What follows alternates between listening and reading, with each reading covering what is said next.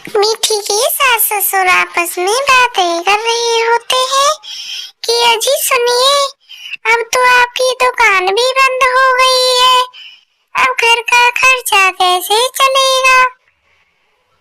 तभी कालू बोलता है, कोई बात नहीं माँ, हम कहीं न कहीं से कोई जुगाड़ कर ही लेंगे। मैं जाता हूँ कोई काम धंधे की तलाश में। अजी भगवान, हमारे कालू और बहू बहुत ही होनहार है, कोई ना कोई काम ढूंढ ही लेंगे।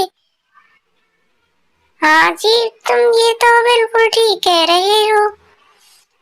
अरे मीठी बहू, तू जरा खाने के लिए कुछ बना ले। हाँ माँ जी, बिल्कुल, मैं अभी खाना बनाती हूँ। मीठी, मेरे लिए भी थोड़ा सा चाय बना के दे दो बेटा। हाँ बाबूजी, अभी लाई।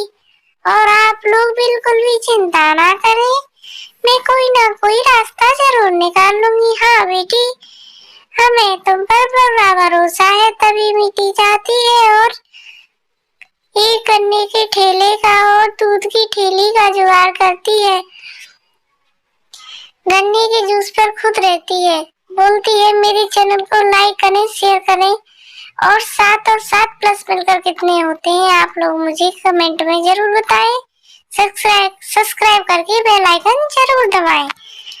उसका कारोबार बहुत ही अच्छा चल रहा होता है। कालू की भी मिल्क की दुकान बड़े अच्छे से चल रही होती है। दोनों पति पत्नी मिलकर बेहद काम करते हैं। अगर कोई भूखा भी आता है तो मीठी उसे जूस के लिए बिल्कुल भी मना नहीं करती। वह सबकी प्यारी मीठी बन गई होती है। तभी कालू कौआ एक दिन दूध लेने जाता है तो उसे लगता है उसके यहाँ से जो दूध लेके गए थे वो कालू कौआ बोलता है कि इस दूध में मुझे कुछ गड़बड़ लग रही है, लेकिन वह उस दूध को बेच देता है। पर कुछ ही समय बाद वे सारे ग्राहक बीमार हो जाते हैं और डॉक्टर बोलता है कि तुमने जो दूध पिया है उसमें कुछ मिलावट है। तभी सब बोलते हैं, अरे ये तो हमने कालू कौए के ठेले से लिया था, कि शायद मुझे लग रहा है दूध में ही कोई कमी है। वे सब लोग कालू कौआ की रेहड़ी को बंद करवाने की कोशिश करते हैं। कालू कौआ उदास होकर घर चला जाता है। मीठी भी उसके पीछे पीछे चली जाती है। कालू कौआ सोच ही रहा होता है कि हे भगवान, मैंने तो ऐसा कुछ भी नहीं किया, आपको तो सब पता है, फिर भी मेरे साथ ही क्यों ऐसा होता है मुझे पता नहीं।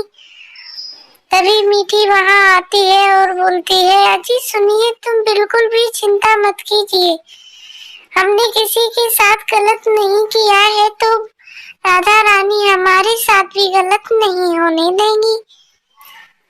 हाँ मीठी, ये तो बिल्कुल सही कह रही हो, मुझे पूरा भरोसा है। हाँ जी, आप बिल्कुल उदास मत होइए। 2 दिन हम दुकान को बंद रखेंगे, लेकिन तीसरे दिन से हम अपना कारोबार दोबारा से चालू कर देंगे। चलो कोई बात नहीं, तुम थोड़ी देर माँ बाबूजी के पास ही रुको, मैं अपनी दुकान पर जाकर थोड़ा काम और करके आती हूँ।